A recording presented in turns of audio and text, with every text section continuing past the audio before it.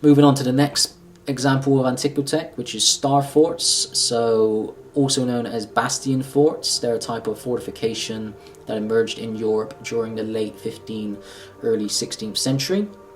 Not limited, of course, to Europe. They're found all over the world, as I will show in these examples, from North America, South America, Asia, Africa, and beyond.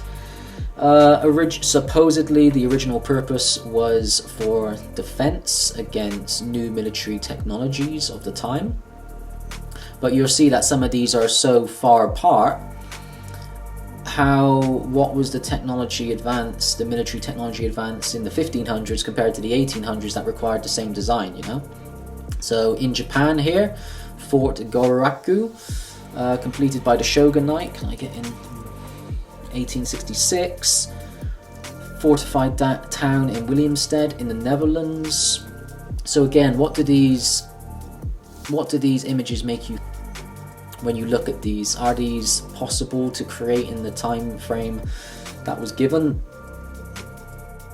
Ancient star-shaped Manjarabad fort, built in 1792 in India. I mean, look at this. Look at this, on top of a big hill. Look, ooh, look at all this foliage around it now. What must have this looked like when it was first created? I mean, what was going on in India in 1792 that needed a similar sort of design to a military fortification? Like, what's this? What practical use does this bit in the middle have for a military fortification compared to, you know, what was going on in Japan in the mid-1800s? Alba Carolina Citadel, a medieval fortress in Alba Lualila, Romania. Look at the size and scale of this. And in order to conceive this as well, like, you know, you only appreciate this from a bird's eye perspective. And if there was no aircraft back then, how and why would you design it in such a way? Citadel of Jaca, northeastern Spain. Here's one, Fort Bourtange in Netherlands, completed in 1593. In the 16th century, guys, in the end of the 16th century, they're building this. They're landscaping like this. All they have is like shovels and hammers and chisels and saws, and they're somehow terraforming the landscape to create something like this. I mean, look at the cymatic imprints that this creates. Imagine like the resonance field that's being created, just being within the field itself, like a big dome.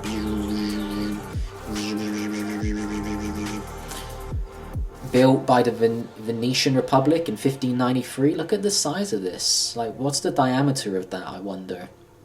Look how big that is. Fortified town, look at the size of this. Like, oh, so it's just a defensive moat. It's like, is it though? Really, look, boom, cathedral, bang in the middle, big energy harnessing device right in the middle of it. It's almost like a macro computer chip when you look at it like this, which again we will explore further.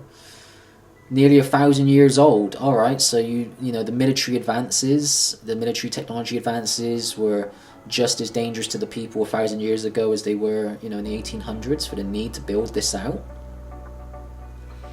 Medieval walled city of Medina and Malta. So I've been to this. I've been in here, and when you actually walk in these streets, they call it the Silent City. There's a very peaceful, tranquil energy that you feel when you're walking through here. Even though it's busy and it's full of tourists, it's still it's got a very peaceful aura to it.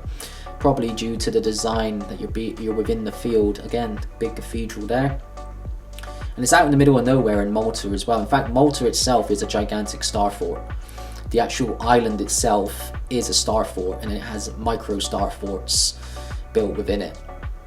1650s, I mean, look at this one. Look at the intricacies of these buildings as well, like the geometry, the layout. Looks like a computer chip. Literally looks like a computer chip. Portugal. And here we go, Liberty Island. You don't think about this because you just think of the Statue of Liberty, but it's built on top of a star fort. And it's interesting that we see a lot of these from Holland, because New York City was originally New Amsterdam, or the New Netherlands, where the Dutch occupied that part of America for a period of time.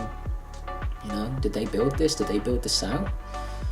You know, they just built the Statue of Liberty on top of this star fort. So something to think about. Some theories propose that the geometric shape of star forts, particularly the symmetry and alignment with geomagnetic fields, could suggest that they were used as energy collection or distribution centers. Some theorists speculate that the moats and water channels surrounding the star forts had a role in managing or even generating energy using water flow, potentially linked to hydroelectric principles or water-based energy systems that were used in earlier civilizations. So something to think about. And then we examine this in a little bit more detail with a specific focus on Fort Jefferson. So Fort Jefferson is located in the Dry Tortugas National Park in the Gulf of Mexico. So it's located 70 miles west of Key West and was part of a broader network of coastal fortifications built in the 19th century to protect key American ports and waterways. That's what we're told. It is the largest brick masonry structure in the Americas, covering 16 acres and with over 16 million bricks. So remember what I told you, how many bricks they were capable of producing at this time frame. And that was up in the northeast of America, not in the southeast and not on a little coastal man-made island by the looks of it. The natural cement for the mortar came from the mines near Rosendale, New York. Distance between Rosendale and Fort Jefferson is close to 1,300 miles. Construction of Fort Jefferson began in December 1846, so we're told, and by 1860 it was only half complete and the construction was halted in 1870. I mean, it looks pretty built out and finished to me. Don't know what else they were planning on building in it. Workers supposedly consisted mostly of enslaved people hired from their owners in Key West and other parts of the state of Florida. So this is what they're telling you. They're telling you that the biggest masonry building in the US of a 16 million plus bricks was built by slaves. I mean, does this architecture look like it was built by slaves? Like the joinery, the skill of this, I mean, built by slaves, fuck's sake. Look at this. What is this doing out 70 miles of Key West? The mortar was from 1,300 miles away up in New York. How are they transporting all of those bricks and mortar to this place, Fort Jefferson? How are they transporting that mass amount of bricks? How are they building this out in the middle of the Gulf of Mexico?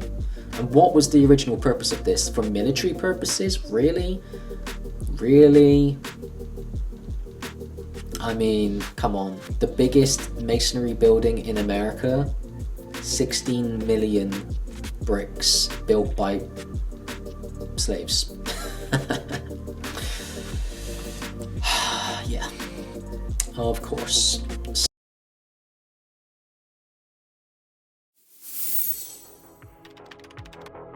If you enjoyed this presentation and feel inspired to support both yourself and this channel, then head over to primalalchemy.co.uk. Awaken your potential with the world's only visionary health brand. Discover our collection of tonic herbal elixirs, rare crystals, and holistic health technologies. All chosen and created with intention, so you can focus on the energy you bring into your life.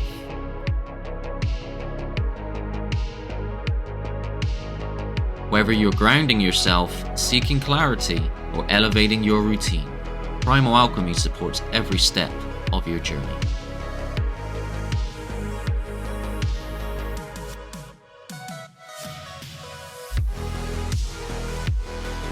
Use code REBUS10 for 10% off all superfood elixirs at primalalchemy.co.uk.